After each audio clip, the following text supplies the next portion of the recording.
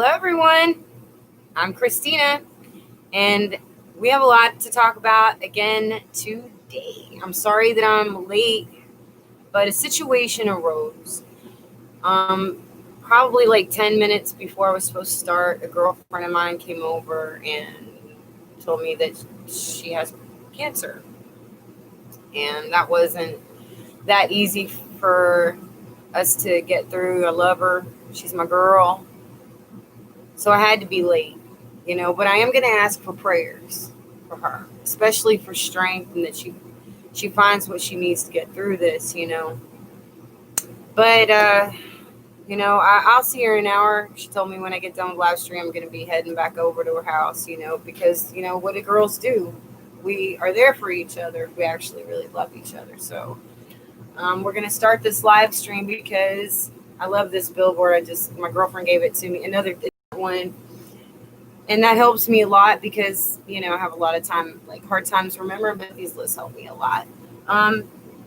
We are going to start with the U.S. Mid-Continent rift. And I know that I had spoken about this in my Coming Texas and Gulf of Mexico disaster videos. But since one of my friends here on YouTube decided to bring it up, I thought it would be really great to just go ahead and to open with, because a lot of people, they tend to kind of concentrate their focus on the New Madrid fault, but it's been pretty well known that the rift is going to go all the way up to the Great Lakes, and so to know why is that U.S. Mid-Continent rift, and it turns out that the United States, as we know it now, had tried to split right there before, but didn't. Okay.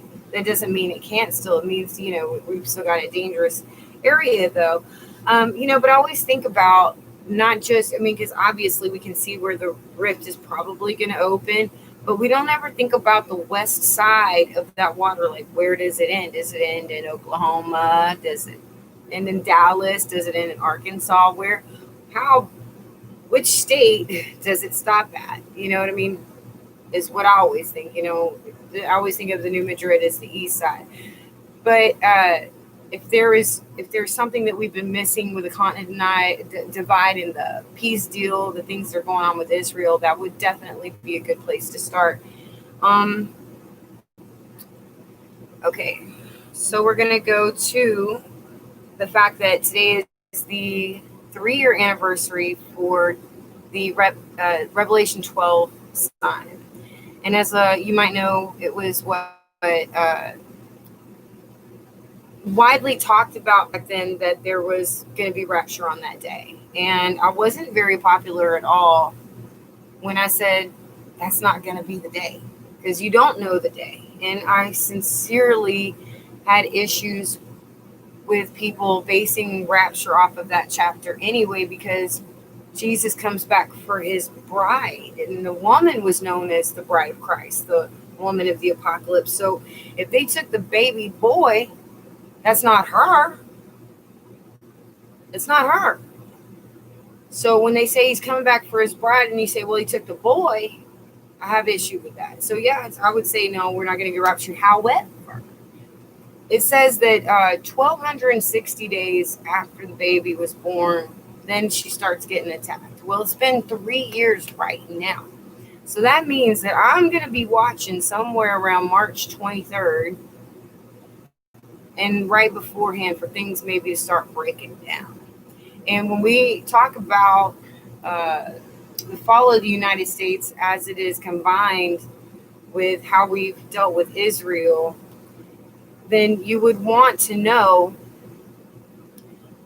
what issues are coming up. But it turns out that Trump is getting ready to sign another peace deal with Sudan. I think this information just came out this morning. It's still breaking news, but Sudan is on that list, and we already have the UAE, Chad, Mali, Kosovo, Serbia, Iran, and now we're adding Sudan. Oh, Iran, they don't have it yet. They're working on it with Iran, though. Which used to be, the ancient name used to be Persia for Iran. Okay, And what I was trying to get across yesterday, but it like blipped in my live stream replay, was that I keep seeing 128 since like September, October next year, last year. And then on January 28th, Trump revealed his peace plan for Israel. And I didn't understand what this meant, but every time I keep seeing it, then now I've learned to go ahead and check and see what's going on with Israel. And then I was starting to see 128, 128, 128 the last 2 days. I was like, okay, something's up. Sure enough, we got Sudan, and it does sound like a covenant with Midi. And no, I don't think that this has to do with the Antichrist, but I do see a covenant with a lot of different countries there. Hello, Knife Collector. So good to see you. Thank you for the thumbs up. Anybody else? Also, while we're here, before I get too far into the news updates and what we're doing, I want you to sit there and just kind of think about, the things the miracles that you've had in your life through Jesus, through Father. Those times where there was just no denying that Jesus and God had been working in your life. So if you want to give those testimonials, then go ahead and start typing them in the comment box, because, we really need to be able to edify the church in these days, right? Okay, so, the next thing I wanted to talk about was Houston and how we're doing after the storm. Now, the way that we understand, Houston, we're used to the floods. We are so used to them. We know the flood prone areas, and we know that when it rains, that even a little bit, people don't know how to drive around here. Don't even try to add snow or icy roads to our driving, because schools or the state's going to shut down on those days. Okay. But we know exactly what to do when there's a hurricane or a tropical storm. We know what to do. And there was this video, and I put it in the description box for this live stream. It's called "This is How We Houston After the Storm." And you just see that everybody helps everybody here. And that's how it don't matter if you're black, white, Hispanic, Asian. It does not matter. We help each other out. That's how that's what's been instilled in all of us. Somebody helped us. Sometimes we needed help. Sometimes we would hope that somebody would do it for us. That's just how we are. And don't tell a grandma that you don't have any food in your house. Let me tell you, you're going to have a fridge and freezer full, cabinets full inside of 1 hour around here, and dinner plate already cooked. That's just how we roll. All right. So I would encourage you to look at that, because this is how we do all the time. And I think that if more cities and states not only practice this, but realize that we do love each other, that maybe we don't hate each other as much as these protesters seem to think we do, because I don't. I just don't see it. I just don't. I'm friends with any of my neighbors, mixed, black, white, don't matter. We're Texas strong. And let me tell you something else. More than anything, we are under God. We are in Lord's house, okay? In Lord's house, we don't see hate like that. We have love for our brother. We do to our neighbors the way that we would hope to be treated. We live by that. And the South is kind of a Bible Belt place anyway. All right? But now we're going to finally go ahead and get to David Coverstone's newest vision. He believes that it's the bride of Christ. Who am I to argue?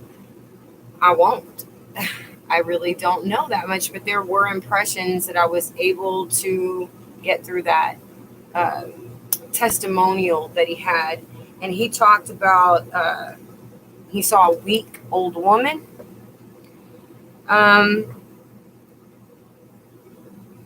But he said basically, she was battle weary, okay?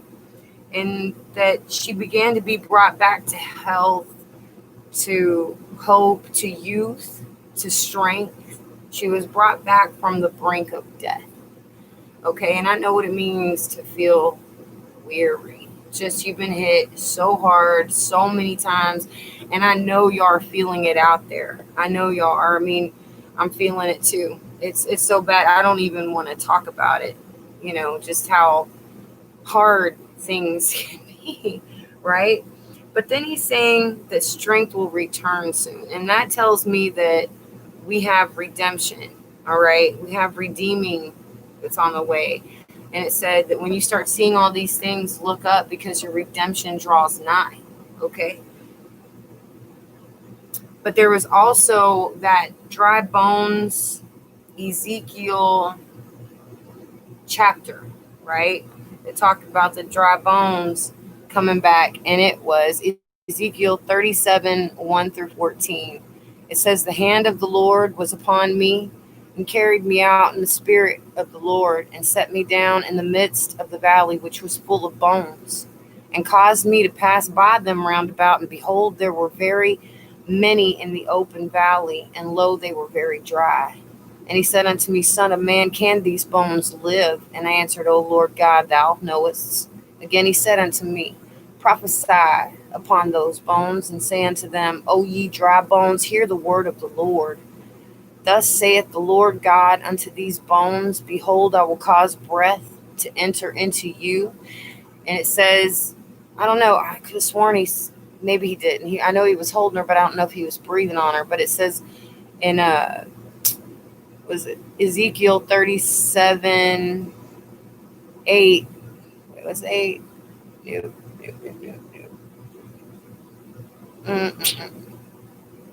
Yeah, well, behold, number 5. Behold, I will cause breath to enter into you, and you shall live. And I will lay sinews upon you, and will bring up flesh upon you, and cover you with skin, and put breath in you, and you shall live. And ye shall know that I am the Lord. So I prophesied as I was commanded. And as I prophesied, there was a noise, and behold, a shaking, and the bones came together, bone to his bone.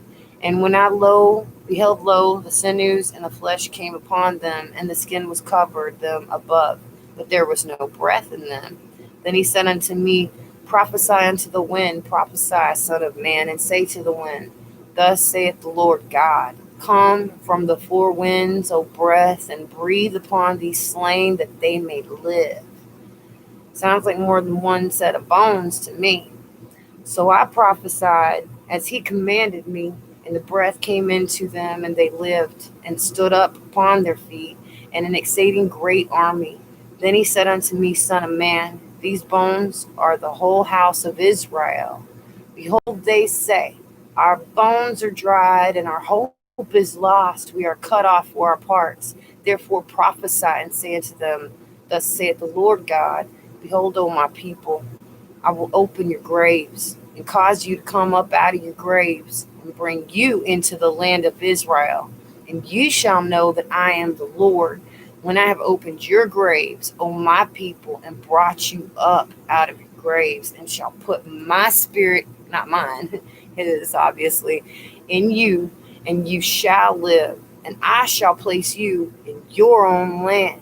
Then shall ye know that I am the Lord, that I, the Lord, have spoken it and performed it, saith the Lord.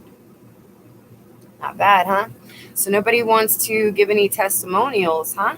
I understand. Sometimes it may be a little bit scary. It's okay. I mean, you should. I really encourage, because it encourages others, even the smallest testimonials. But I'll go ahead and give one of my own anyway, right? About 5 to 7 years ago, because I was sick for 2 years,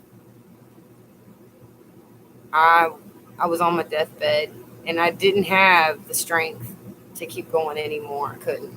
I was so tired. When I hear people say I'm just so tired, I know exactly what they're talking about. There is a tired you can get to. You just can't do it no more. And I was there. So I said this prayer. I said, God, forgive me for all the things I couldn't do, because I knew that there was more that I was supposed to have done in my life, and I wasn't going to be able to make it. And so I was asking for forgiveness for that. Next thing I knew, he's in my room. He's judging me. He's taking me out of hell. But I'm also seeing it. I'd gone to hell because of my temper, and because I held on to resentment and grudges. And I treated people badly that reminded me of things that other people had done. So I wasn't allowed to go home. But I was fortunate enough to get a second chance. There was another time where I swear this car was about to T-bone mine, but my kids were in the passenger seat where the car was about to hit. And I could do some fancy driving, but the way this car came, it was an SUV coming up on my car. They'd run the stop sign. 1 minute his grill is right there. I mean, inches from my children. The next minute he's there, and then I don't. But we don't know how. It really it seemed impossible that the car should have hit us. It was about to hit us, and somehow it didn't. At the last moment, when the kids and I got home, we all fell together, and as soon as we walked through the door, we just held each other and fell to the floor and just started crying. And we knew that it had been God that has done this. So when I say that we need to have faith in these times, I mean it. I really do. There's always hope. The only place that I've ever seen that there isn't hope is hell, because the first thing that you realize, it's not even necessarily a realization as it is just a knowing that comes over. You're never getting out of there, ever. That's it. That's where you're always going to be. That's where there's no hope. That is a place where I knew God was not there. I would never see him again if that was my fate, if I wouldn't have been given a second chance. But here we do. We have hope. Like I said, I just thought, oh gosh, I need some vitamin C pills. And maybe he put that thought in my head, but I swear, within 24 hours, somebody handed me a bottle. And that was just yesterday. So I want to go ahead and leave you with that and just make sure that I haven't. Oh, yeah, well, yeah, we were talking about Dana Coverstone's dream. And he says it's about the bride of Christ. Maybe it is. Maybe it's not.